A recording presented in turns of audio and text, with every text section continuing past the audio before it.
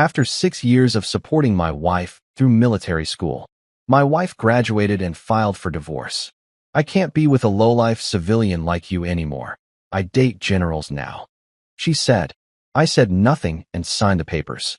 I packed my entire life and vanished without a trace. She laughed when I drove away, but I never came back. 10 years later, she found me.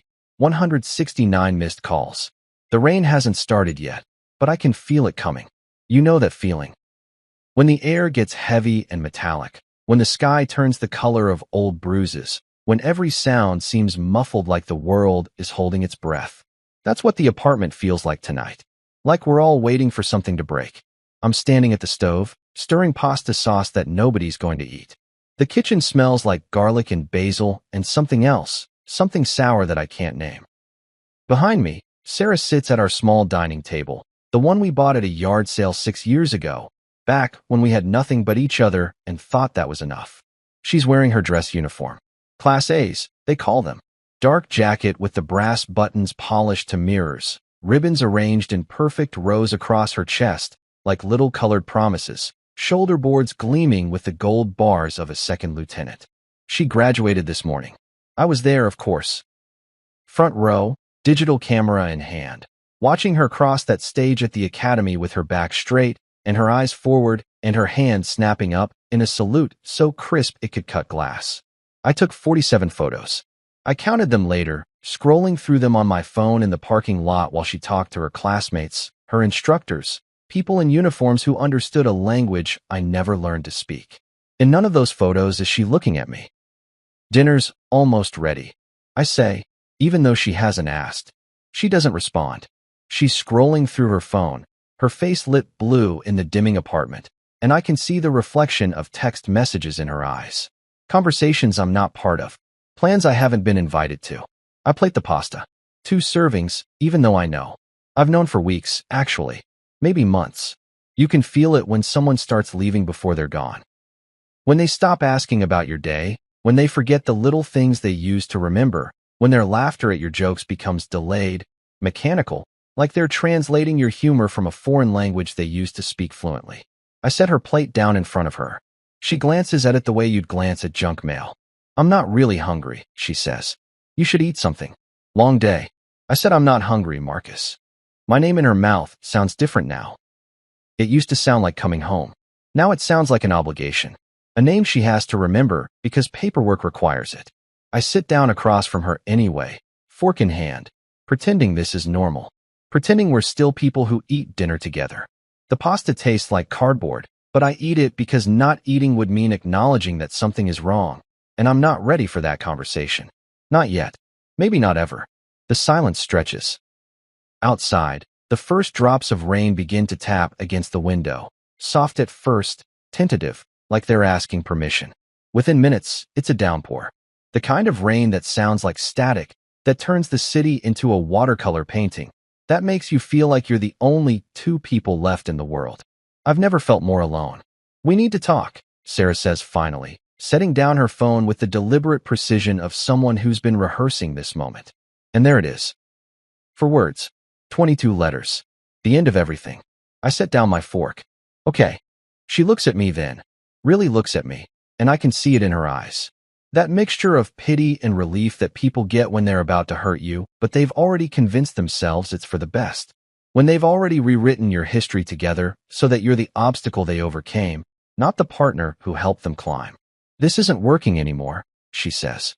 6 more words. I count them like counting wounds. What isn't working? Us. This. She gestures vaguely around the apartment. At the kitchen, where I've cooked 1,000 meals.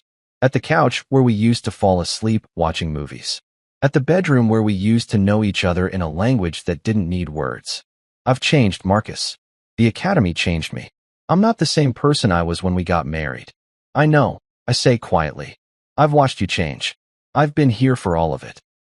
That's part of the problem. The rain is louder now. Or maybe everything else is just quieter. Explain that to me. I say, even though I don't want to hear it. Even though I already know. She leans back in her chair, and for a moment, she looks so much older than 28. Or maybe I'm just seeing her clearly for the first time in months. The sharp angles of her face. The way she holds herself like she's always at attention. The distance in her eyes that I mistook for focus, for ambition, for the natural stress of military training. You're a good person, Marcus. You really are. You've been supportive, patient. You put your life on hold for me. I know that. But that's just it. You put your life on hold. You're still working at the same coffee shop you worked at when we met. Still driving the same beat-up Honda. Still living like we're broke college students playing house. We needed to save money. I say. For your school. I know. And I'm grateful. But I don't need that anymore. I have my commission now. I have my career. I have opportunities you can't even imagine, and I can't. I can't drag you along anymore. It's not fair to either of us. Drag me along. As if I were dead weight. As if the last 6 years of waking up at 4 a.m. to drive her to physical training, of working double shifts to pay the bills she couldn't cover on her stipend, of spending every weekend alone while she was at field exercises, of learning the difference between an O3 and an E5 so I could understand her world, of memorizing the phonetic alphabet in military time and the names of her instructors, of becoming fluent in the language of a life I wasn't allowed to live. As if all of that were an anchor instead of a foundation. So what are you saying? I ask, even though I know. She reaches into her uniform jacket and pulls out an envelope. It's already been opened. Inside, I can see papers. Official-looking papers. The kind that come from lawyers. I filed for divorce, she says. Last week. I'm sorry, Marcus. I should have told you sooner, but I wanted to wait until after graduation. I didn't want to ruin the ceremony. Ruin the ceremony. I stare at the envelope. I don't take it. Not yet. When did you decide? My voice sounds calm. Distant. Like it's coming from someone else's body. Does it matter? Yes. She sighs. A few months ago. Maybe longer. I don't know exactly. It wasn't one moment. It was a lot of little moments.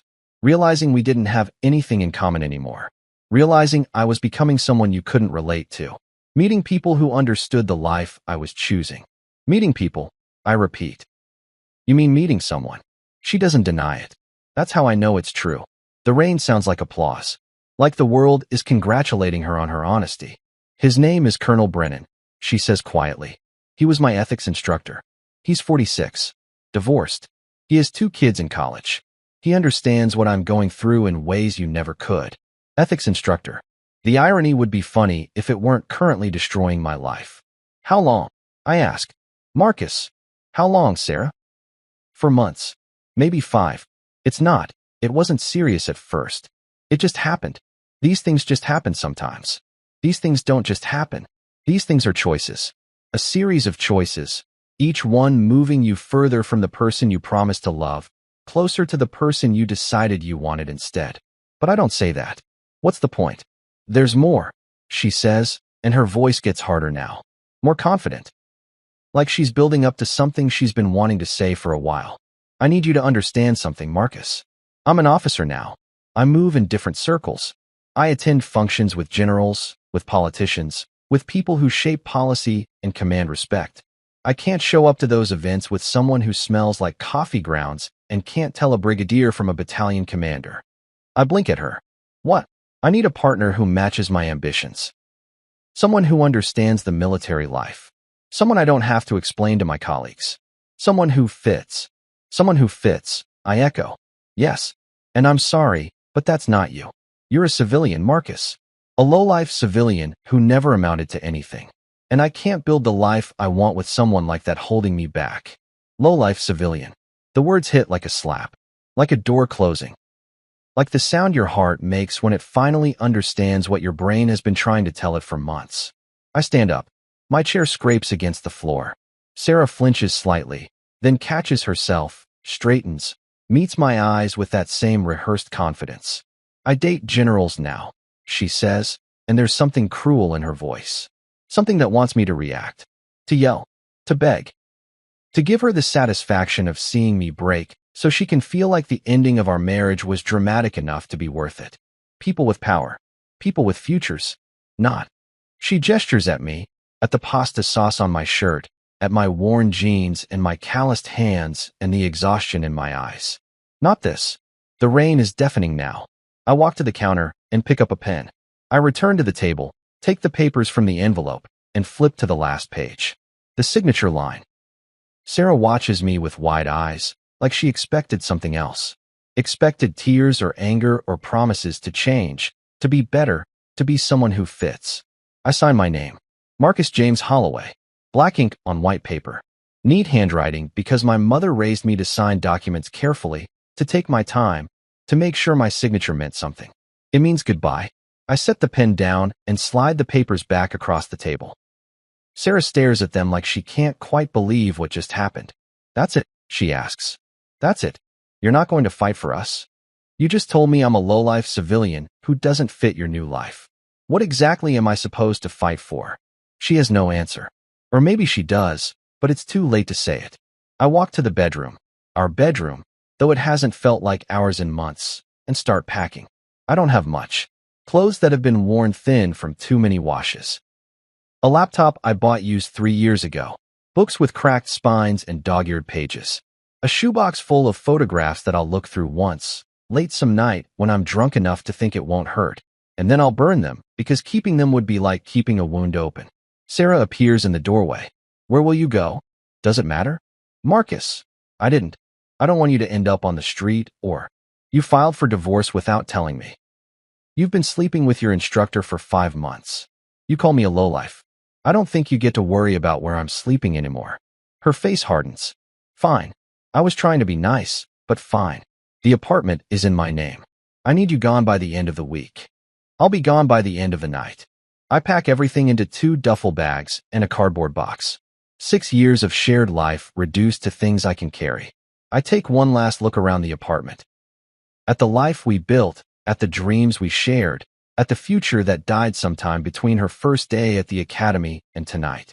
Sarah is sitting on the couch when I walk toward the door. She's crying. Quiet tears that slide down her cheeks like they're ashamed to exist. Part of me wants to comfort her. Old habits die hard. But a larger part, a part that's been growing these past months, recognizes that these tears aren't for me. They're for her. For the guilt she'll carry for exactly as long as it takes for Colonel Brennan to make her forget.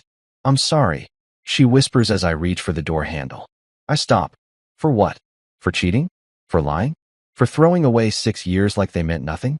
For convincing me to believe in us while you were already planning your exit? Be specific, Sarah. What exactly are you sorry for? She doesn't answer. I leave the keys on the table by the door. I don't slam it. I close it quietly, with the respect you show a grave, and walk out into the rain.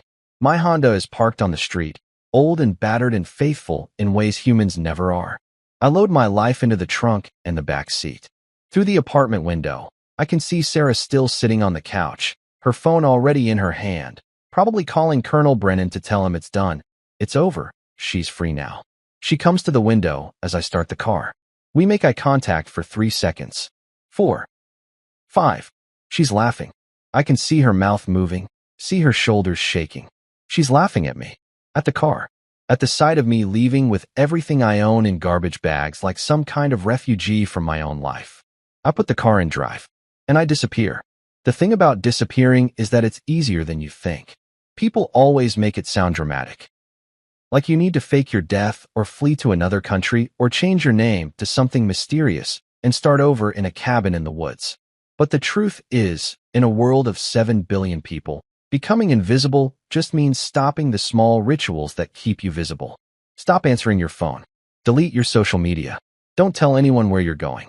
Just step sideways out of your own life and let the current carry you somewhere new. That's what I do. I drive for 3 days, stopping only for gas and truck stop coffee that tastes like regret and broken dreams. I drive until the city is a memory, until the landscape changes from concrete to cornfields to mountains, until I can't remember the last time I saw a billboard or a traffic light. I drive until I reach a town so small it doesn't have a Starbucks, which means Sarah would never think to look for me here. Not that she's looking. The town is called Millbrook. Population 1,847. It has 1 main street, 2 churches, a diner that serves breakfast all day, and a bar called the Rusty Nail where the locals go to forget they live in a town called Millbrook. There's a hardware store that's been run by the same family for 3 generations, a post office where everyone knows everyone's business, and a gas station where the pump still has a mechanical dial that clicks as it counts gallons. I rent a room above the diner. It's small. A bed, a dresser, a bathroom with a shower that only has two temperatures, Arctic and scalding, and a window that overlooks Main Street. The wallpaper is yellowed and peeling at the corners. The mattress sags in the middle like it's given up. The whole place smells like bacon and despair. It's perfect. I get a job at the hardware store. The owner, a man named Frank who's about 65 and has hands like tree bark, asks only 3 questions. Can you lift 50 pounds? Can you show up on time? Do you know the difference between a Phillips head and a flathead screwdriver? I answer yes to all 3. He hires me on the spot. You running from something? He asks on my first day, handing me an apron with the store logo stitched on the chest. Isn't everyone? I reply. He laughs. Fair enough. We don't ask questions here. You do your job. We pay you. Everyone's happy. Sound good. Sounds perfect. And it is. The work is simple, physical, honest. I spend my days helping contractors find the right kind of nail, explaining the difference between latex and oil-based paint to confused homeowners, cutting keys, mixing concrete, loading bags of mulch into pickup trucks. I learned things I never knew I needed to know: how to identify lumber grades, how to read a pipe fitting chart, how to calculate square footage without a calculator. I learned the rhythms of the town. I learned that Frank opens at 6 a.m. sharp every morning except Sundays. I learned that Mrs. Patterson comes in every Wednesday to buy wildflower seeds she plants in her garden even though she's allergic to pollen. I learned that the high school kids shoplift candy bars but always leave exact change in the register when they think no one's looking. I learned that Millbrook is the kind of place where people still wave at strangers and hold doors open and ask how you're doing because they actually want to know.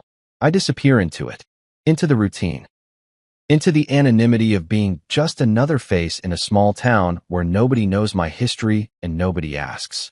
I change my phone number. I don't give it to anyone except Frank, and only because he needs it for work schedules. I delete every social media account. Facebook, Instagram, Twitter, all of it gone with a few clicks. I cancel my old email and create a new one that I check once a week. I cut my hair short. I grow a beard.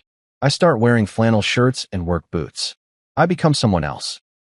Someone who exists in the present tense only, with no past tense to explain and no future tense to worry about. Months pass. The seasons change. Winter comes, brutal and clean, burying Millbrook under 3 feet of snow that turns the world quiet and white and makes you feel like you're living in a snow globe someone forgot to shake. I learned to drive an ice. I learned to fix a furnace. I learned to be alone without being lonely. Spring arrives with a violence of green. Everything blooming at once like the earth is making up for lost time. I help Frank build new shelving units. I start eating breakfast at the diner every morning.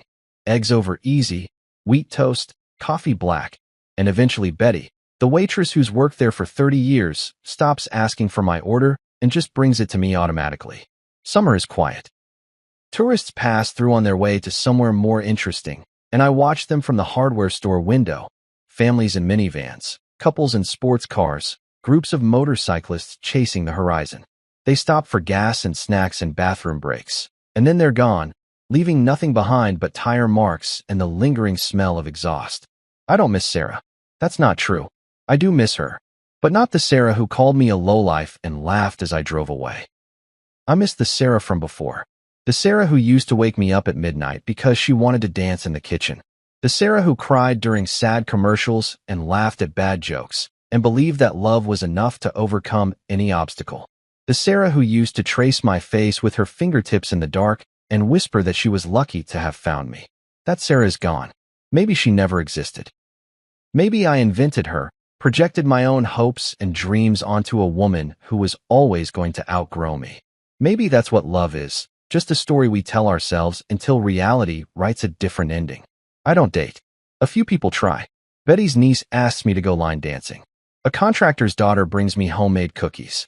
Even Frank's daughter, who's visiting from Denver, suggests we grab dinner sometime. I decline politely. I tell them I'm not ready. I tell them I'm busy. I tell them anything except the truth, which is that I don't trust myself to love anyone anymore. I don't trust that I can read the signs when someone is starting to leave. I don't trust that I'll see the ending coming before it hits me like a freight train made of divorce papers and broken promises. On slow days at the store, When there are no customers and Frank is in the back doing inventory, I sometimes take out my phone and look at my blocked numbers. There's only one. Sarah's. I blocked it the day I left, and I've never unblocked it. I wonder sometimes if she ever tried to call. If she ever wanted to apologize, to explain, to ask if I was okay. But wondering isn't the same as checking, and checking would mean caring, and I've worked too hard to stop caring to ruin it now. A year passes, then 2, then 3. I become part of Millbrook. I'm not the stranger anymore. I'm Marcus, the guy from the hardware store. The guy who helped the Martinez family rebuild their porch after the storm. The guy who taught Frank's grandson how to build a birdhouse. The guy who shows up at town meetings and votes on whether to repave Main Street and volunteers to judge the pumpkin carving contest every Halloween. I'm not running anymore. I'm just living. Quietly. Simply. In a way that would have bored the old me. The me who dreamed big dreams and believed in soulmates and thought that love was the most important thing in the world. That me is gone. This me knows better. 10 years and 4 months after I signed the divorce papers, my phone rings at 2:37 a.m. I'm awake. I'm always awake at 2:37 a.m. Insomnia is the ghost that haunts me, the price I pay for peace during the day. I'm sitting in my small living room. I've upgraded from the room above the diner to a one-bedroom apartment on the edge of town, drinking chamomile tea that Betty swears will help me sleep, but never does. I'm reading a book about woodworking. I've taken up carpentry as a hobby. I build furniture now. Tables, chairs, shelves. Things that are useful. Things that last. The phone rings, and I ignore it. Unknown number. Probably spam. Probably someone calling about my car's extended warranty or my non-existent student loans. It rings again. Same number. I let it go to voicemail. It rings a third time. Fourth. Fifth. By the sixth call, I'm annoyed enough to answer. Hello. Marcus. The voice is female. Familiar. Desperate. My stomach drops. Who is this? It's me. It's Sarah. Please don't hang up. Please, I need to talk to you. I've been trying to reach you for days. Your old number doesn't work, and I had to hire someone to find your new one, and I hang up. The phone immediately rings again. I block the number and go back to my book, but the words swim on the page. My hands are shaking. After 10 years of nothing, no contact, no messages, no attempts to reach me, suddenly she's calling. Desperately. In the middle of the night. Something is wrong. I tell myself I don't care. I tell myself she made her choice a decade ago, and I made mine by leaving. I tell myself that whatever crisis she's facing now has nothing to do with me, that I don't owe her anything, that the best thing I can do is forget she called and go back to my quiet life. But I can't. Because here's the truth about love, it doesn't die clean. It doesn't end the way movies end, with a final scene and credits rolling and everyone moving on to the next story. Love lingers. It leaves scars that ache when the weather changes.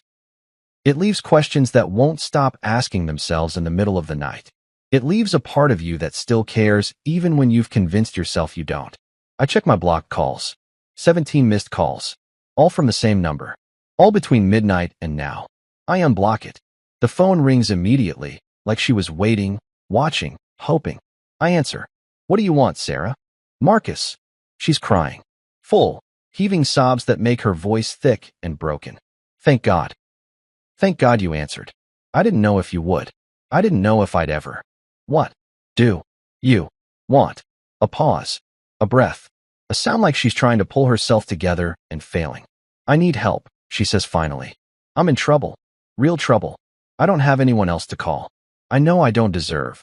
I know I have no right to ask. But please, Marcus. Please, I need you. You need me. The words taste like ash. You needed me 10 years ago. You needed me when you decided to cheat on me. You needed me when you signed divorce papers and called me a lowlife. You've needed me this whole time. Sarah, you just didn't realize it until whatever perfect life you built came crashing down. You're right, she whispers. You're absolutely right. I was terrible to you. I said unforgivable things. I threw away the best thing in my life because I was selfish and stupid and thought I knew what I wanted. And I've regretted it every day since. Every single day, Marcus. But right now, I'm not calling to apologize. I'm calling because I need help, and you're the only person I trust. You trust me. I laugh. It sounds bitter even to my own ears. You don't know me anymore, Sarah. I'm not the same person I was. Neither am I. Then we have nothing to talk about. I'm being investigated, she blurts out. By the military. For fraud. Misappropriation of funds. It could mean a court-martial. Prison. Dishonorable discharge. My entire life is falling apart, and I don't know what to do. Please, Marcus. I know I hurt you. I know I don't deserve your help. But I'm drowning, and you're the only person who ever really knew me. The only person who ever really loved me. Please. I close my eyes. I'm back in that apartment, watching her sign those papers. Watching her laugh as I drove away. I'm remembering every lonely night. Every moment I had to rebuild myself from nothing. Every time I had to remind myself that I was worth more than she made me feel. I can't help you, I say quietly. Marcus. I can't help you, Sarah. I'm sorry you're in trouble. I am. But I'm not your husband anymore. I'm not your friend. I'm not anything to you. You made sure of that. Don't do this. Please. I'm begging you. Goodbye, Sarah. Wait. Just give me your address. Let me come see you. Let me explain everything. Face to face. If you still want nothing to do with me after that, fine. I'll accept it. But please, just give me a chance to. No. I hang up. I block the number again. I turn off my phone and sit in the dark, feeling the weight of 10 years pressing down on my chest like a stone. She calls 169 times over the next 3 days. Different numbers. Blocked numbers. Numbers from area codes I don't recognize. She leaves voicemails. Texts. Emails to the address I thought she didn't know. Each message more desperate than the last. Marcus, please. I'm sorry. I'm so sorry. I know I don't deserve your forgiveness, but I need you. They're going to destroy me.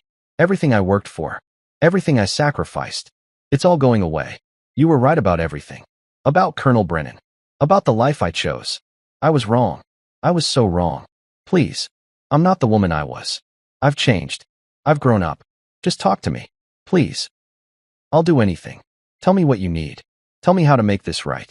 Marcus, I'm scared. I don't respond. Not once. On the 4th day, my phone stays silent. The messages stop. The calls end. And I tell myself that's the end of it. That Sarah has finally accepted that I'm gone. That I'm not coming back. That whatever help she needed will have to come from someone else. But I know Sarah. Or at least, I knew Sarah. She doesn't give up.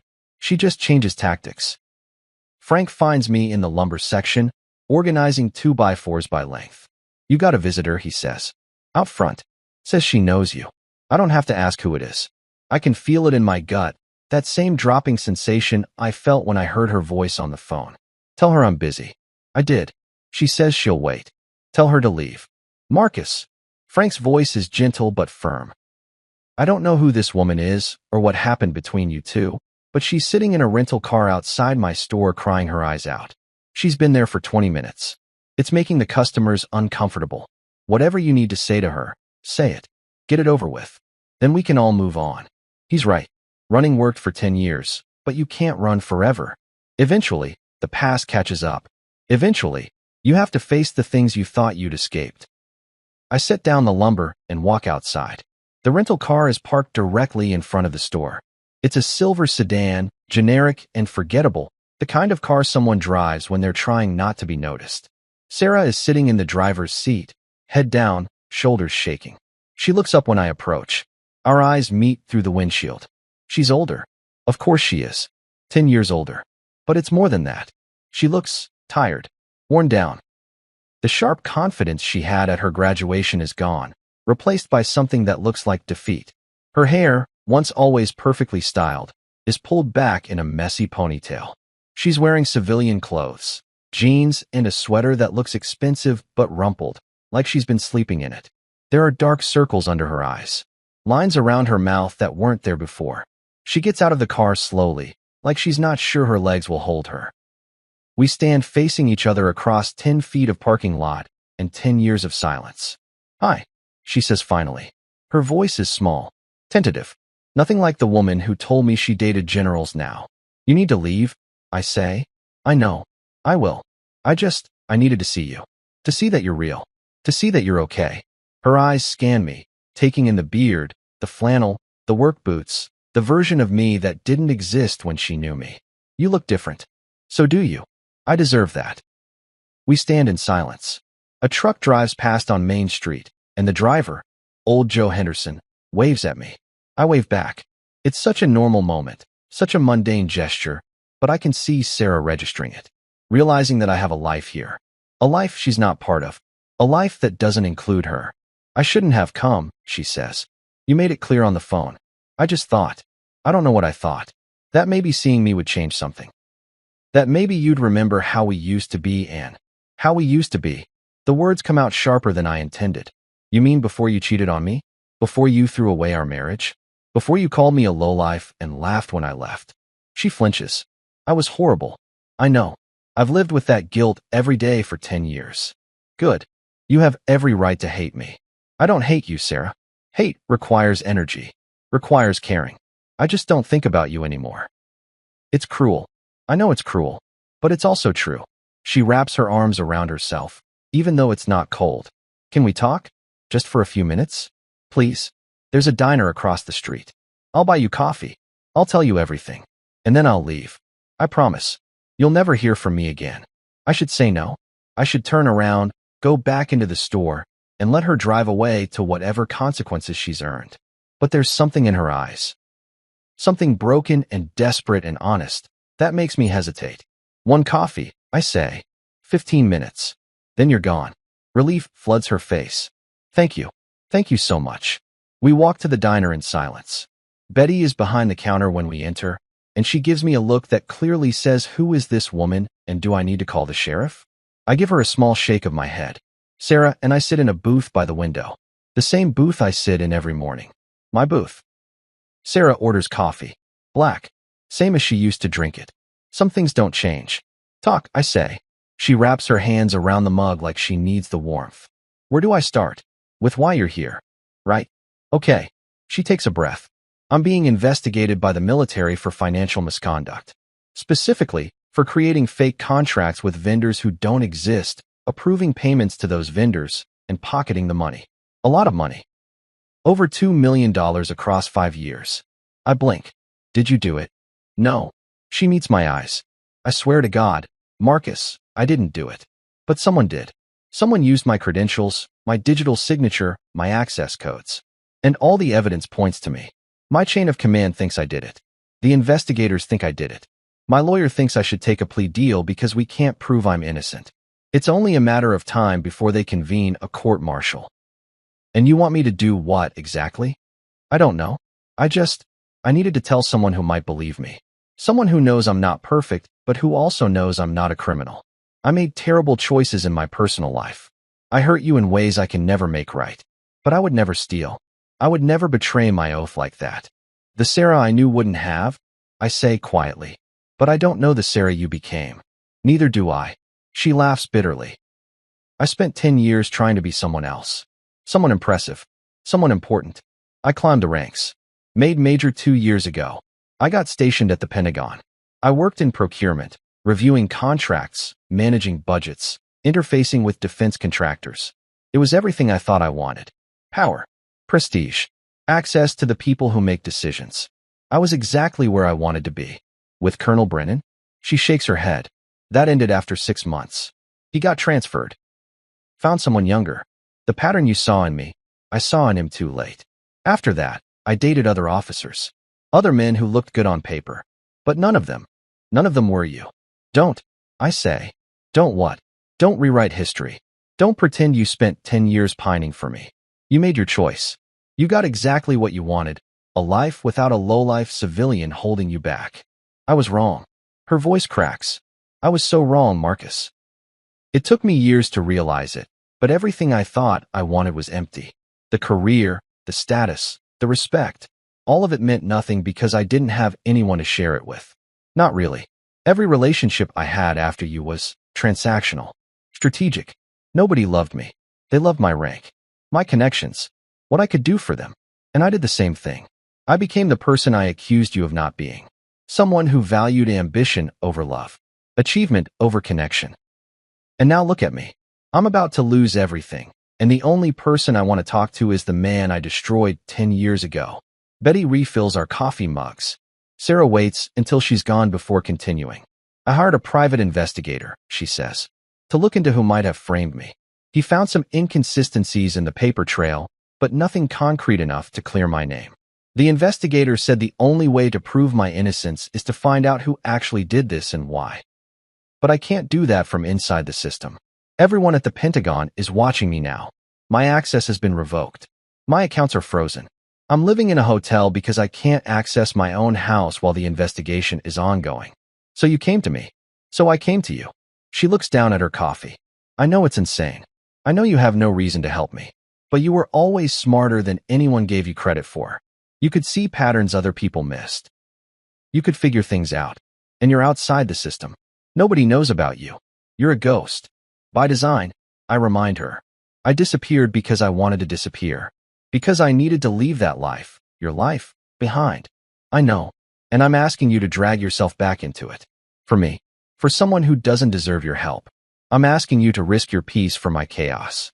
And if you say no, I'll understand. I'll leave right now. I'll never contact you again.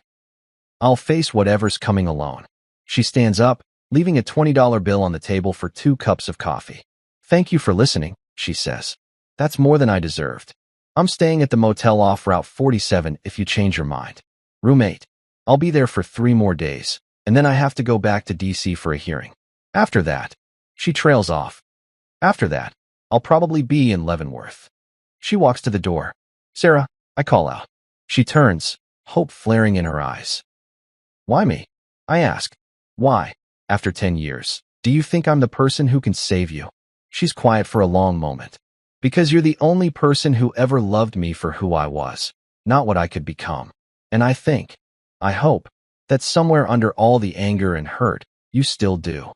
She leaves before I can tell her she's wrong. I don't go back to work. I tell Frank I need the rest of the day off. He takes one look at my face and says, take tomorrow too, and the day after if you need it. I drive. Not home. Not to the motel where Sarah is waiting. Just drive. Out of Millbrook, onto country roads that cut through farmland and forests, roads I've traveled 100 times when I needed to think. I think about a lot of things. I think about the night I left, the rain pounding against my windshield, Sarah's laughter echoing in my head. I think about the years I spent building a new life, piece by piece, like assembling furniture from broken scraps. I think about the man I was. Eager to please, willing to sacrifice everything for love, and the man I became, guarded, careful, allergic to vulnerability. I think about Sarah as she was and Sarah as she is now. Different, damaged, desperate. I think about justice and revenge and whether there's any real difference between the two. Here's the thing about being hurt. It changes you. It teaches you that the world isn't fair, that promises can be broken, that the people you trust most can become the people who hurt you worst. And you have a choice in how you respond to that lesson. You can close yourself off, build walls so high that nothing can hurt you again. Live your life in the safe monotony of shallow connections and surface-level relationships. Or you can stay open, keep risking, keep believing that not everyone will leave, not everyone will lie, not everyone will laugh as you drive away. I've been living behind walls for 10 years. And I'm tired. Not tired of the walls. Tired of needing them. Tired of the version of myself that requires protection from the world. Tired of being defined by what Sarah did to me instead of who I chose to become despite her. Helping her isn't about forgiveness. I'm not sure I can forgive her. It's not even about whether she deserves help. It's about who I want to be. Not who I was before she hurt me.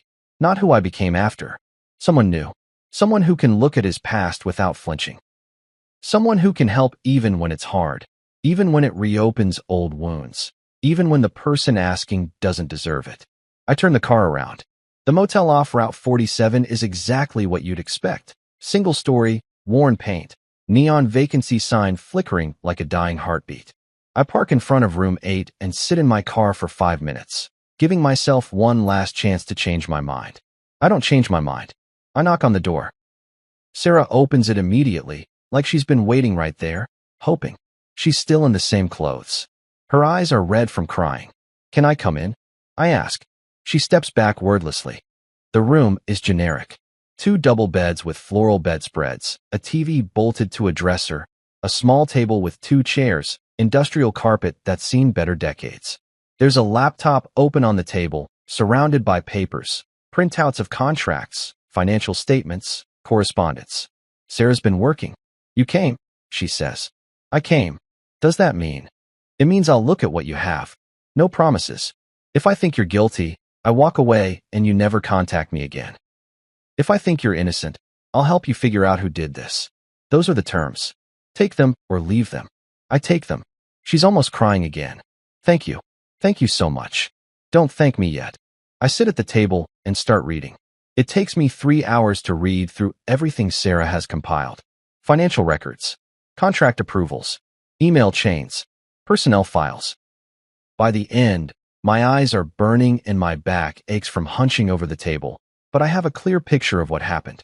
Someone is very, very good at fraud. The scheme is elegant in its simplicity. Over the course of 5 years, someone created 12 shell companies with legitimate-sounding names: Cornerstone Defense Solutions, Patriot Supply Systems, Eagle Tech Industries. Each company was registered in a different state, had a professional website, listed services that aligned perfectly with Pentagon procurement needs. Each company had bank accounts, tax IDs, business licenses, all the hallmarks of legitimacy. The contracts started small. $50,000 here, $80,000 there. Small enough to fly under the radar. Small enough that nobody would question them. But over time, they grew. $200,000. $500,000. Eventually, million-dollar contracts for supplies that were never delivered, services that were never rendered, equipment that never existed. And every single contract was approved by Major Sarah Holloway. Except she didn't approve them. Walk me through your typical day, I say, looking up from the papers. 5 years ago, when this started, what did a normal workday look like? Sarah is lying on one of the beds, staring at the ceiling. She sits up. I got to the office around 0700. Reviewed incoming requisitions. Met with contracting officers to discuss pending deals. Approved or rejected contracts based on budget availability and need. Coordinated with program managers. Left around 1800 if I was lucky, 2100 if I wasn't. How did you approve contracts? Digital signature. Everything is electronic now. I'd log into the system, review the contract, click approve if it met requirements. Who had access to your computer? Just me. It was password protected. Did you ever write down your password? She hesitates. Maybe. Early on, when I first got the position. It was a complex password, mixture of letters, numbers, symbols. I might have written it down on a post-it note until I memorized it. Where did you keep the post-it? In my desk drawer, I think. Maybe under my keyboard. I honestly don't remember. That was 5 years ago. Who had access to your office? Lots of people. It wasn't a secure facility. I mean, you needed a badge to get into the building, but once you were in, people wandered pretty freely. Other officers. Civilians working on contracts. Administrative staff. IT personnel. IT personnel, I repeat. How often did they access your computer? I don't know. Maybe once a month? Whenever there were system updates, or if I had technical problems. Did you ever leave your computer unlocked? Probably. Everyone did. If you were just stepping out for a few minutes, you didn't always lock it. That was normal. I leaned back in my chair. So someone had access to your office, possibly had your password written down, knew the contract approval system, and had enough technical knowledge to create fake companies and route money through them. That describes half the people in procurement, Sarah says. We're talking about dozens of potential suspects. Not dozens. Look at the timeline. I tap one of the printouts. The first fraudulent contract was approved on March 3rd, 5 years ago. The last one was approved June 15th of last year. What happened last June? I was promoted to major. Got transferred to a different office within the Pentagon. Different responsibilities. And the fraud stopped. What? Because whoever was doing it didn't have access to my credentials anymore. Exactly. Which means the person we're looking for worked closely with you for those 5 years and was affected by your transfer. Who fits that profile? Sarah thinks. My administrative assistant, maybe? Sergeant Chun. She handled a lot of my paperwork, had access to my office, knew my schedule. What else do you know about her? She was good at her job. Efficient. Quiet. Kept to herself mostly. She'd been in that position for 6 years when I arrived, so she knew the systems better than I did. She trained me on the contract approval process. She trained you. Yes. So she would have known your password, your access codes, everything. Possibly. But Marcus, she was a sergeant. A mid-level enlisted soldier. She wasn't sophisticated enough to pull off something like this. Creating shell companies, managing multiple bank accounts, covering her tracks for years, that takes expertise. Or a partner, I say, someone with financial knowledge. Someone who could set up the corporate structure while she handled the Pentagon side. Did she ever mention family? Friends? Relationships? Sarah rubs her temples. I don't know. I didn't really pay attention to her personal life. She was just there, part of the furniture. I'm a terrible person. You're not a terrible person. You're just like everyone else, focused on your own problems, your own career. Most people don't notice the people in support roles. They're invisible by design. Where is she now? I don't know. When I transferred, I assumed she stayed in the same office. Or got reassigned.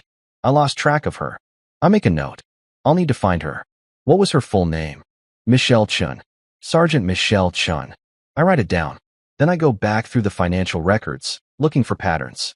The payments to the shell companies all went to different bank accounts, but they all share something. They were processed through the same regional bank. A small institution in Delaware called First Harbor Trust. Delaware, I say out loud. Of course, Delaware corporate law. Easy to set up shell companies, minimal disclosure requirements, business-friendly courts. What does that mean? It means whoever did this knew what they were doing. They didn't just stumble into fraud. They researched it, planned it. This was deliberate and sophisticated. I pull up the bank information on Sarah's laptop. First Harbor Trust has a website that looks legitimate but generic. Stock photos of smiling people shaking hands. Testimonials that sound like they were written by AI. A physical address in Wilmington. I need to go to Delaware, I say. I'll come with you. No, you're too visible. If anyone sees you investigating this while you're under investigation, it'll look like you're trying to obstruct justice. I'll go alone. Marcus, I can't ask you to. You didn't ask. I offered. But I need something from you first. Anything. I need you to write down everything you remember about Sergeant Chen. Where she's from. Her family. Her friends. Anything she ever mentioned about her life. Any detail, no matter how small. Can you do that? Yes. But why? Because criminals don't exist in a vacuum. They have lives. Histories. Reasons. If we can understand Chen's story, we can understand why she did this. And if we can understand why, we can prove it. Sarah nods and starts writing. I go back to the financial records, cross-referencing dates and amounts, looking for anything unusual. And then I see it. One of the shell companies, Patriot Supply Systems, received a contract for $1.2 million on November 18th, 2 years ago. According to the records, the payment was approved by Major Sarah Holloway at 2:47 p.m. But Sarah wasn't even in the country on November 18th. What were you doing 2 years ago in mid-November? I ask. She looks up from her writing. 2 years ago? That was when I went to Germany. Training exercise with NATO forces. I was gone for 3 weeks. Can you prove it? Of course. Military travel orders. Flight records. Photos from the trip. I was definitely in Germany. What? I show her the contract approval. Because according to this, you were in your office in D.C. at 2:47 p.m. approving a $1 million contract. Understanding dawns on her face. I couldn't have approved it. Which means someone else did. Using your credentials. And this is the first provable instance where we can demonstrate that you physically couldn't have committed the fraud. This is it, she breathes. This is the proof we need. It's a start, I caution. But we need more. We need to prove who actually did it. We need to prove motive. We need to build a case strong enough that the military investigators can't ignore it. One impossible approval isn't enough. So what do? You gather every piece of documentation proving you were in Germany during that 3-week period. I go to Delaware and find out who's behind First Harbor Trust. And then we find Michelle Chun and make her talk. Sarah's expression hardens. What if she doesn't want to talk? Everyone talks eventually, I say. You just need to know what questions to ask. I leave for Delaware the next morning. It's a 10-hour drive from Millbrook, but I don't mind. I've always thought better behind the wheel, and I need time to think. Time to process the fact that I'm doing this. Helping the woman who destroyed me. Diving back into a world I left behind. Risking the peace I've built for the past decade. I should resent it. Part of me does. But another part, a part one thought I'd buried, feels alive in a way it hasn't in years. There's something about solving a puzzle, about finding the truth hidden beneath layers of deception, That makes me feel useful. Important. Like I'm not just a guy organizing lumber in a hardware store, but someone with skills that matter. Maybe that's why Sarah called me. Not because she thought I could help, but because she remembered that version of me. The version that could see what others missed. I reach Wilmington at 7 p.m. The city is gray and industrial, with pockets of revitalized downtown, trying to pretend it's not surrounded by decay. I find a cheap motel, seems to be my theme lately, and spend the evening researching First Harbor Trust. The bank has been in business for 11 years. It specializes in corporate banking services and international accounts. It has no physical branch that I can find, despite the address listed on its website. Its president is listed as someone named Richard Voss. Google tells me nothing about Richard Voss except that he's listed as an officer of about 40 different Delaware corporations. A shell game. All of it. The next morning, I drive to the address listed for First Harbor Trust. It's a UPS store in a strip mall. Inside, a bored teenager is processing packages. Help you, he asks. I'm looking for First Harbor Trust. Who? First Harbor Trust. This is their address. He shrugs. We have like 500 business mailboxes. Half of them are companies I've never heard of. You got a box number? I don't have a box number. Is there a manager I can talk to? Sure. Hey, Mike. A man in his 40s emerges from the back, looking annoyed. What? This guy's asking about one of the box companies. Mike's annoyance intensifies. We can't give out information about our clients. Privacy policy. I'm not asking for private information. I say. I just want to know if anyone actually picks up mail from the First Harbor Trust box. Can't tell you that either. You a cop? No. Lawyer? No. Then I definitely can't help you. He starts to walk away. Wait. I pull out my wallet and take out 2 20s. I just need to know if someone picks up the mail regularly. That's it. I'm not asking for names or addresses. Just yes or no. Mike looks at the money. Looks at me. Takes the money. No, he says. Mail piles up until the box is full. Then we return it to sender. Nobody's picked up mail from that box in at least 2 years. Do you remember who opened the account? Nope. That was before my time. But I can tell you it was opened online. Paid annually with a credit card. Automatic renewal. We probably don't even know who owns it. Can you find out? Not without a subpoena. Dead end. But not completely. If the mail is returned to sender, that means there's an address. Where does the mail get returned to? Wherever it came from. We just mark it, return to sender, and put it back in the system. Thanks. I leave Mike with his $40 and drive back to my motel to regroup. First Harbor Trust is a shell. The Delaware address is a mailbox. Nobody is physically managing the bank. It exists purely on paper, purely electronically, which means the money flowing through it is being controlled remotely. Someone set up automatic transfers, created the corporate structure, and walked away, letting it run on autopilot while millions of dollars moved from Pentagon accounts to untraceable destinations. I call Sarah. I hit a wall. I tell her. The bank is fake. Just a corporate entity with no real presence. Whoever set this up knew how to hide their tracks. So we're back to finding Chun, she says. Yeah. Any luck with your memory work? Some. I remembered she mentioned having a sister in California. San Diego, maybe? Or San Francisco. Somewhere in California with an S. She also said her father was a financial advisor before he retired. I don't know where. Father was a financial advisor. I repeat. That's significant. If Chen learned about finance from her father, she'd have the knowledge to set up something like this. Or her father could be involved. Possible. What else? She drove a Honda Civic. Silver. She always brought lunch from home. She was into running, mentioned doing marathons. She wasn't married, no kids. That's all I remember. I'm sorry it's not more helpful. It's more than we had.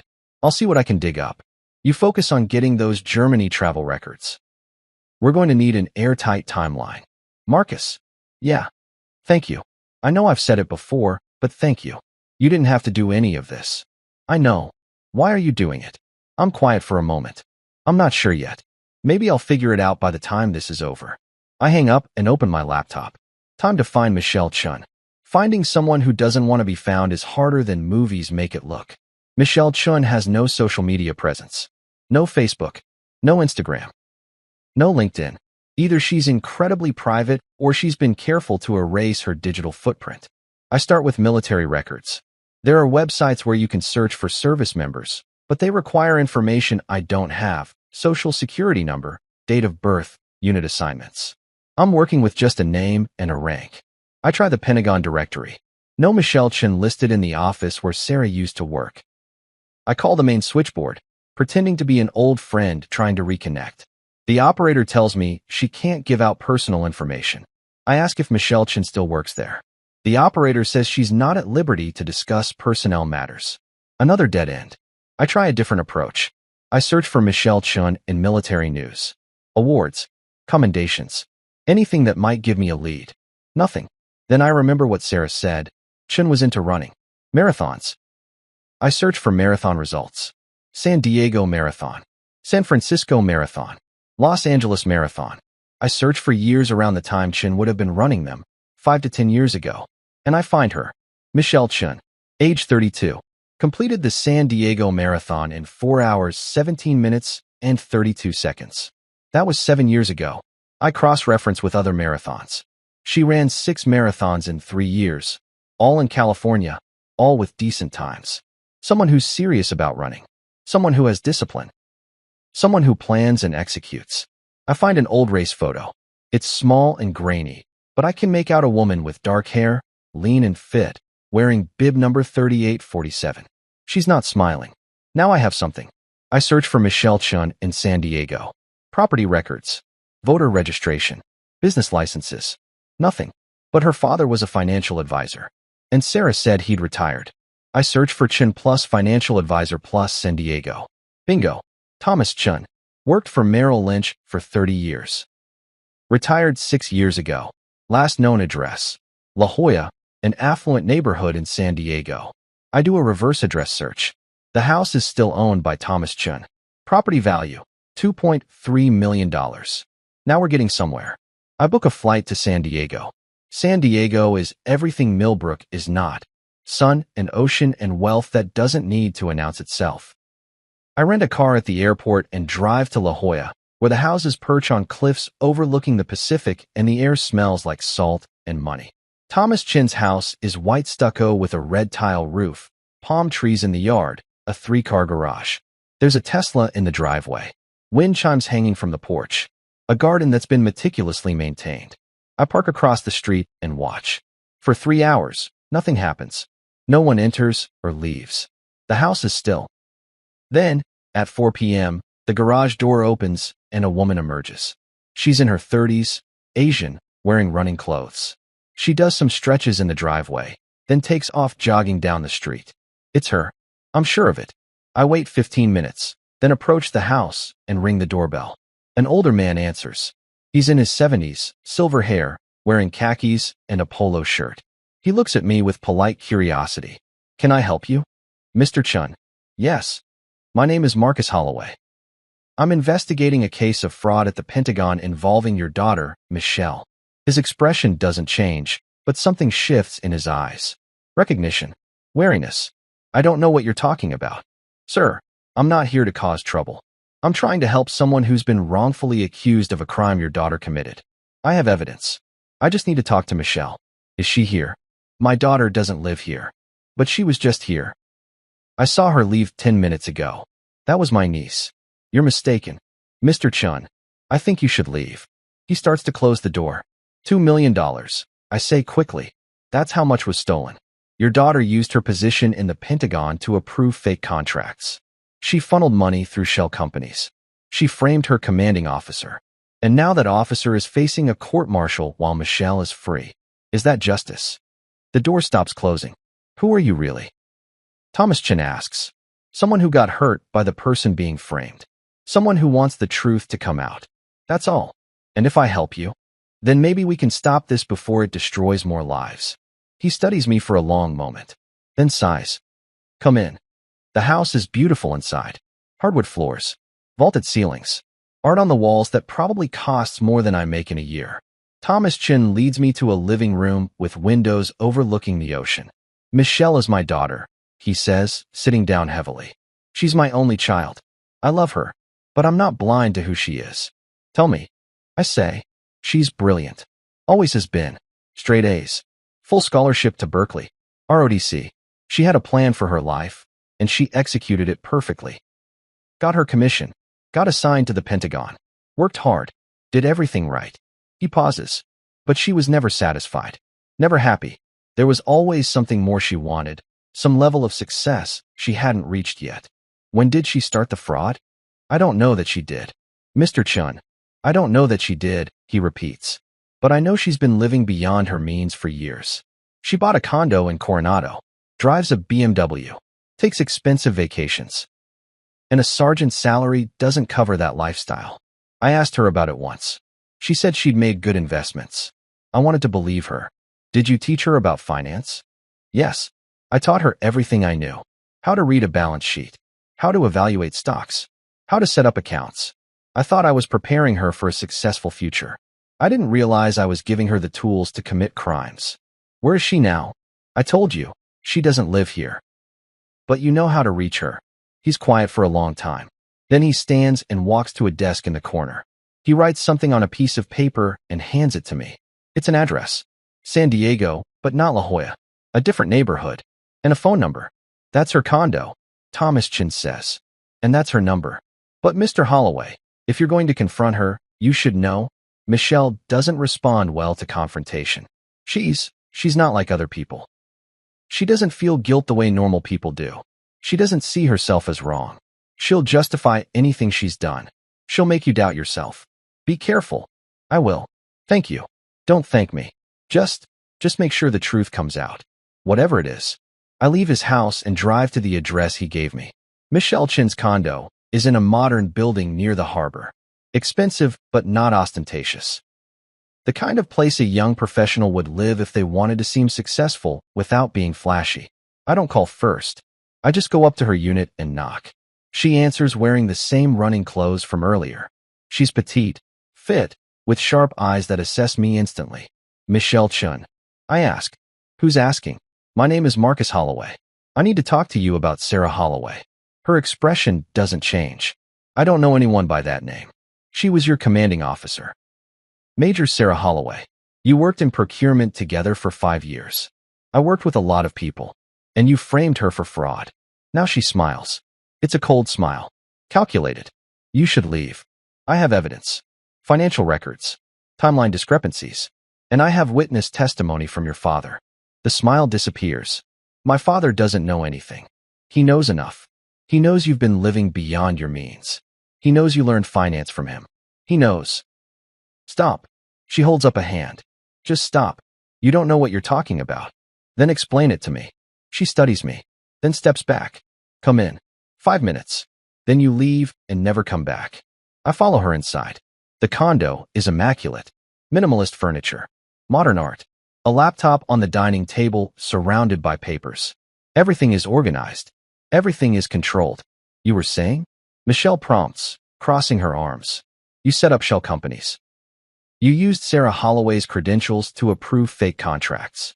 You routed money through First Harbor Trust. You stole over $2 million from the Pentagon. And when you left that position, the fraud stopped. That's not a coincidence. Prove it. I can. I have documentation showing contracts approved when Sarah was out of the country. I have financial records showing all the money flowing through a bank you set up. I have your father's testimony about your lifestyle. And I have you. Living in a condo you couldn't afford on a sergeant's salary, driving a car that costs more than you make in a year. The evidence is overwhelming. She walks to her kitchen and pours herself a glass of water. She drinks it slowly, deliberately, like she's buying time to think. Let's say, hypothetically, that you're right, she says finally. Let's say I did all those things. What do you want? I want you to confess. I want you to tell the investigators what you did. I want you to clear Sarah's name. Why would I do that? Because it's the right thing to do. She laughs. Actually laughs. The right thing? Do you know how much Sarah Holloway made while I was her assistant? Over $100,000 a year. Do you know how much I made? $43,000. I did all the real work. I knew the systems. I trained her. I made her look competent. And she treated me like I was invisible. Like I was furniture. Just another enlisted soldier she didn't have to care about. So this was revenge. This was justice. She had everything. Rank, respect, opportunities, and she didn't even appreciate it. She complained about her job. She talked about how stressful it was. Meanwhile, I was doing the actual work for a third of the pay and zero recognition. So yes, I took some money. Money the Pentagon would have wasted anyway. Money that was rotting in bloated budgets while people like me struggled. And I made sure she'd take the fall for it. Because she deserved it. She didn't deserve to have her life destroyed. Neither did I. But the military doesn't care about people like me. It cares about people like her. Officers. People with connections. People who look good in uniforms. I'm just a sergeant. Expendable. Forgettable. So I took what was owed to me. It wasn't owed to you. You stole it. I reallocated it. There's a difference. I stare at her. Thomas Chin was right. She doesn't feel guilt. She's rewritten reality in her head so that she's the victim, so that her crimes are justified, so that Sarah is the villain of this story. I'm going to the authorities, I say. I'm going to give them everything I have. And you're going to prison. No, I'm not. She sets down her water glass. Because you don't have evidence. You have theories. Speculation. And even if you did have proof, who's going to believe you? You're Sarah Holloway's ex-husband. Of course you try to defend her. You're biased. You're unreliable. The investigators will dismiss everything you say. I have documents. Documents I can explain away. Documents that don't definitively prove anything. I have your father. My father won't testify against me. He loves me. He'll protect me. I have the timeline showing Sarah was in Germany when contracts were approved. Clerical errors. System glitches. There are a dozen explanations that don't involve fraud. She's right. I know she's right. The evidence I have is circumstantial. Strong enough to cast doubt. Maybe, but not strong enough to convict. Not without her confession. Not without more. There has to be something. I say. Some trail you left. Some mistake. There isn't. I was careful. Methodical. I spent 2 years planning this before I executed it. And then I walked away clean. No one will ever prove I did anything wrong. I feel my frustration building. So you're just going to let Sarah go to prison? That's not my problem. It is your problem. You did this to her. No, she did this to herself. She chose to ignore the people who supported her. She chose to be blind to the work happening around her. She chose to care more about her career than the people who made it possible. I just gave her what she deserved. You're insane. I'm practical. She walks to her door and opens it. We're done here. Don't come back. Don't contact me again. And don't bother going to the authorities. You have nothing. You are nothing. Just like you were nothing when Sarah left you. She knows. She knows who I am, knows the history, knows exactly where to strike to cause maximum damage. I leave without another word. Outside, I sit in my rental car and hit the steering wheel hard enough to make my hand hurt. She's right. I don't have enough. Without her confession, without hard evidence linking her to the shell companies, without something concrete, Sarah is still going to face a court-martial. And Michelle Chun is going to get away with it. I call Sarah. I found her, I say. But it's not good news. Tell me. I explain everything. The conversation. Michelle's lack of remorse. Her belief that she'll never be caught. So that's it. Sarah asks quietly. She wins. I don't know. I need to think. There has to be something we're missing. Some angle we haven't considered. Marcus, maybe it's time to stop. You've done more than anyone could expect. You've proven I didn't do this. Even if we can't prove who did, at least I know the truth. Maybe that has to be enough. It's not enough. Why are you doing this? She asks. Really? Why do you care so much? Because I spent 10 years being angry at you. I say. And I'm tired. I'm tired of being the guy who got left behind. I'm tired of defining myself by what you did to me. If I can help you now, if I can solve this, maybe I can finally close that chapter. Maybe I can finally move on. Not by forgiving you. Not by forgetting. Just by proving to myself that I'm more than the person you broke. She's crying. I can hear it in her breath. I'm sorry. I'm so sorry for all of it. I know. What do we do now? Let me think. I'll call you tomorrow. I hang up and drive back to my motel. I order takeout. I sit on the bed with my laptop and go through the financial records again, looking for anything I missed. And then I see it. One of the shell companies, Eagle Tech Industries, received 3 payments totaling $600,000. Those payments were processed through First Harbor Trust. But unlike the other payments, which were automatically transferred to untraceable accounts, these 3 payments were delayed. There's a 2-week gap between when they hit First Harbor Trust and when they were moved. Why? I dig deeper. I look at the dates. The first payment was delayed in August, 4 years ago. The second in November. The third in February, 3 years ago. I search for Michelle Chen's marathon schedule. She ran a marathon in August 4 years ago. Another in November. Another in February. The payments were delayed because she was traveling, because she was at races, because she couldn't monitor the accounts in real time, which means she was monitoring them manually, which means the transfers weren't automatic, which means there's a digital trail. I search for the destination of those payments. The money went to an account at a different bank, also in Delaware, also a shell. But that account had to be opened in person. Delaware banking regulations require identity verification for accounts over $500,000. Someone walked into a bank in Delaware and opened that account using fake documents. But banks keep records, security footage, transaction logs. If I can find that footage, I can prove Michelle Chen opened the account. I call a friend from my old life. Before Sarah, before the coffee shop. I had a life once, went to college, had a job in IT, had friends who worked in finance and tech and security. One of those friends is named Danny. He works for a cybersecurity firm that does contract work for banks. Marcus. Danny sounds shocked to hear from me. Holy shit, man. Where have you been? I tried to reach you after you dropped off the grid, but... Danny, I need a favor. A big one. And I need you not to ask questions. Okay. I'm listening. Can you access security footage from a bank? Legally. Depends. Which bank? And why? A small bank in Delaware. First Harbor Trust. I need footage from 3 to 4 years ago. I need to see who opened specific accounts. That's not something I can just do. Banks don't hand over footage to random people. What if I had a legal reason? What if this was part of an ongoing federal investigation? Then you'd need a subpoena. Or federal credentials. Do you have either? No. Then I can't help you. Danny. But, he interrupts. Hypothetically, if someone wanted to access that information without going through official channels, they'd need to know someone with access to the bank's security systems. Someone like a vendor who does IT work for them. Someone who might be able to pull archived footage as part of a routine audit. Do you know someone like that? Maybe. But this could cost me my job. Maybe worse. What's this about? Someone I care about is being framed for fraud. The person who actually did it is about to get away with it. I need proof. This is my last chance. Danny is quiet. Then, send me the details. I'll see what I can do. No promises. Thank you. Don't thank me until you see if I can actually pull this off. I send him everything. The bank name, the account numbers, the dates. Then I wait. 3 days later, Danny calls. I got it, he says. Or my friend got it.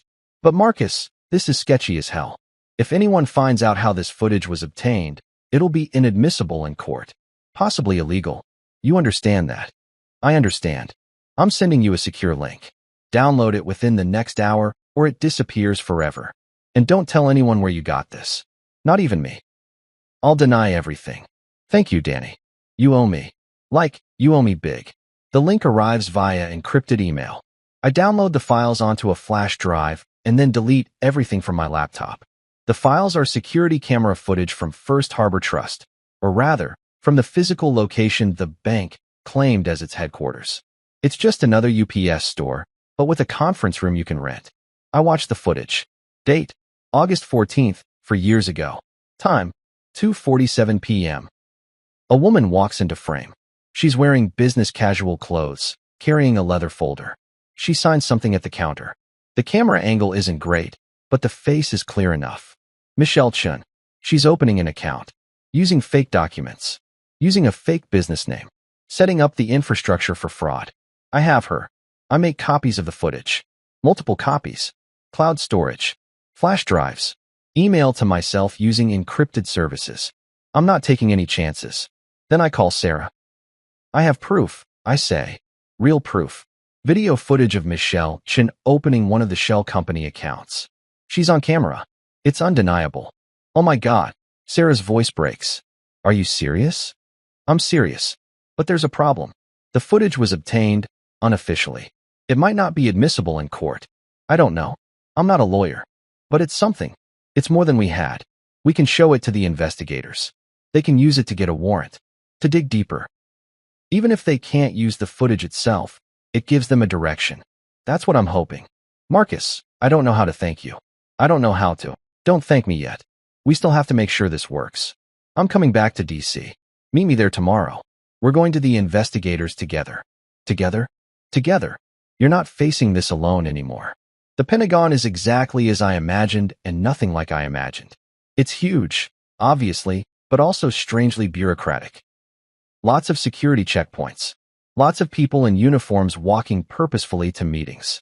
Lots of beige walls and fluorescent lights that make everything look washed out and institutional. Sarah meets me outside. She's wearing her dress uniform again. She looks nervous. Ready? I ask. As I'll ever be. We go through security. Sarah vouches for me. We're escorted to an office on the 3rd floor where the investigators are based. A man and a woman, both in military police uniforms, both looking skeptical. Major Holloway, the man says. We weren't expecting you. I have new evidence, Sarah says. Evidence that proves my innocence. The woman, Captain Lee, according to her nameplate, looks at me. And who are you? Marcus Holloway.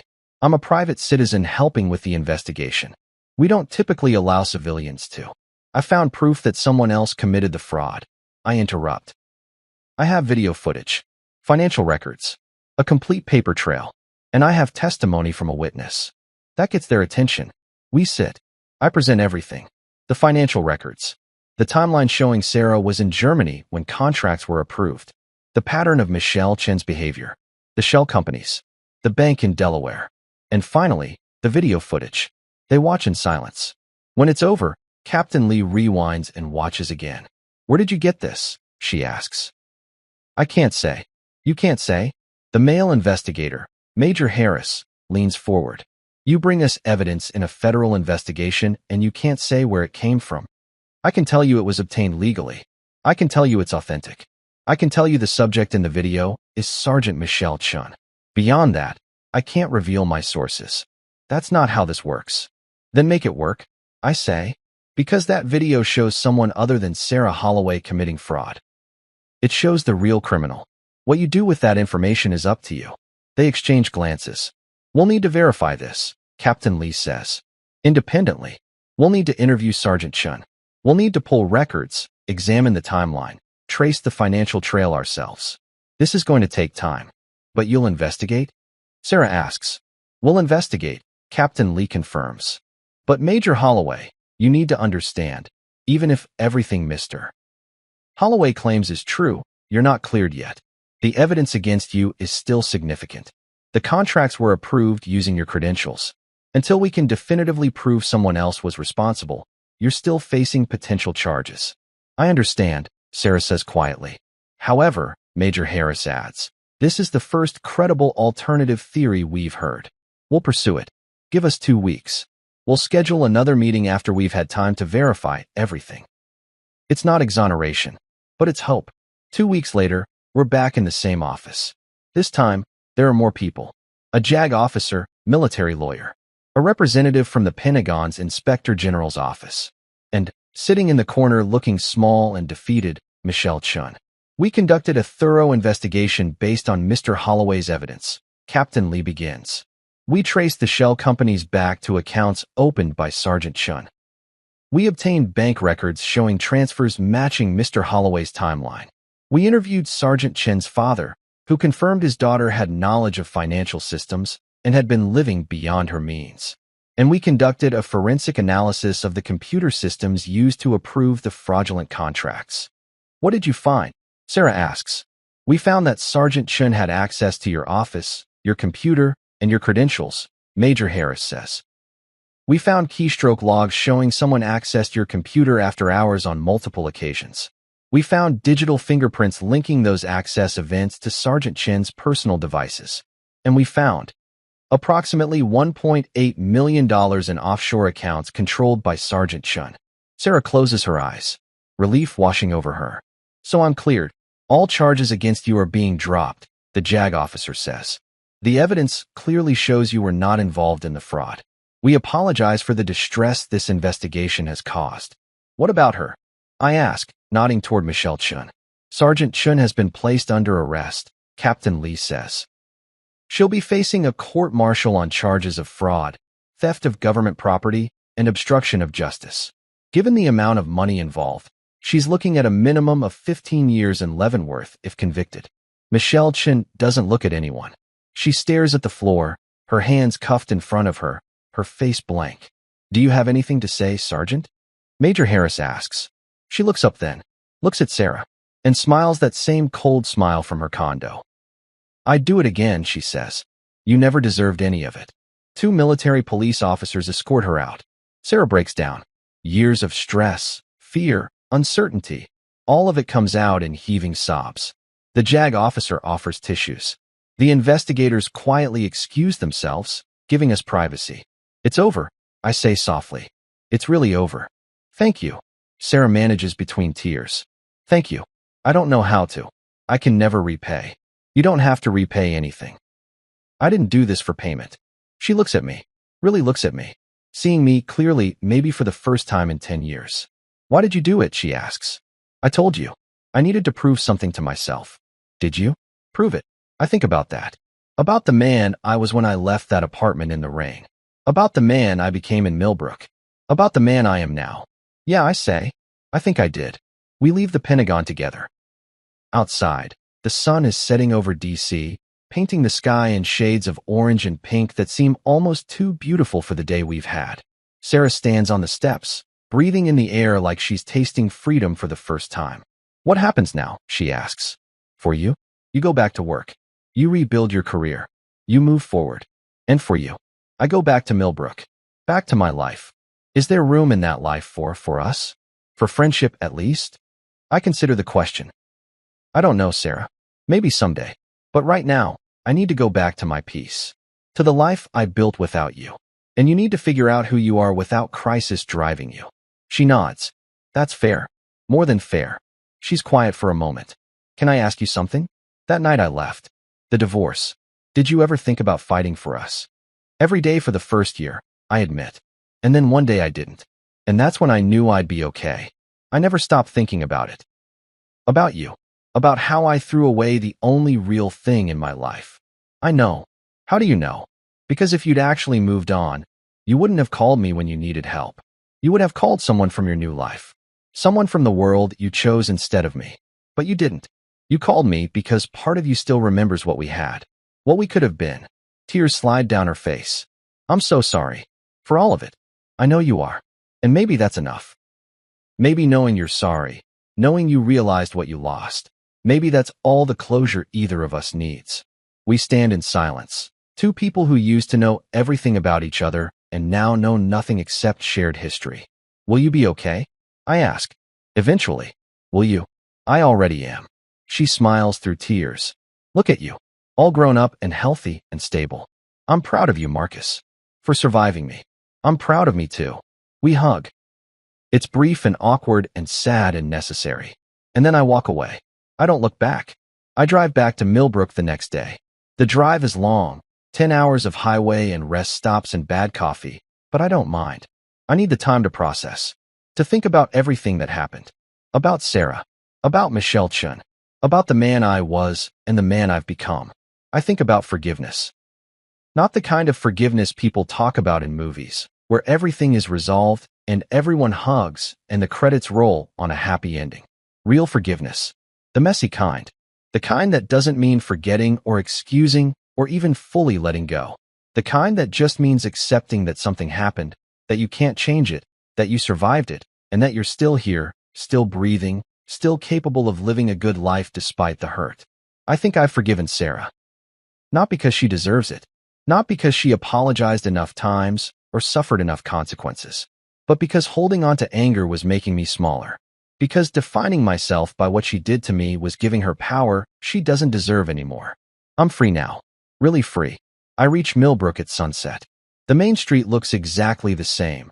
The hardware store, the diner, the Rusty Nail, the post office. Frank is closing up shop when I pull into the parking lot. You're back, he says, grinning. Thought maybe you'd run off on me. Never. This is home now. Everything work out? With that woman? Yeah. It worked out. Good. I've got a lumber delivery coming tomorrow. Could use an extra hand. I'll be there. That night, I sit in my small apartment overlooking Main Street. I make tea. I open my book on woodworking. I exist in this quiet, simple moment. My phone buzzes. A text from Sarah. Thank you for everything. I hope you find the happiness you deserve. I type a response. I already have. And it's true. I have a job I'm good at. A town that accepts me. Friends who don't know my history and don't need to. I have peace. That's more than most people get. I delete Sarah's number from my phone. Not out of anger. Not out of pain. Just because I don't need it anymore. The rain starts again. Gentle this time. Not the violent downpour from that night 10 years ago. It taps against my window like a lullaby. Like the world is telling me it's okay to rest now. It's okay to stop running. It's okay to just be. I close my book and turn off the light and lie in bed listening to the rain. Tomorrow, I'll wake up early. I'll have breakfast at the diner. Eggs over easy, wheat toast, coffee black. I'll help Frank with the lumber delivery. I'll joke with the customers. I'll build furniture in the evening.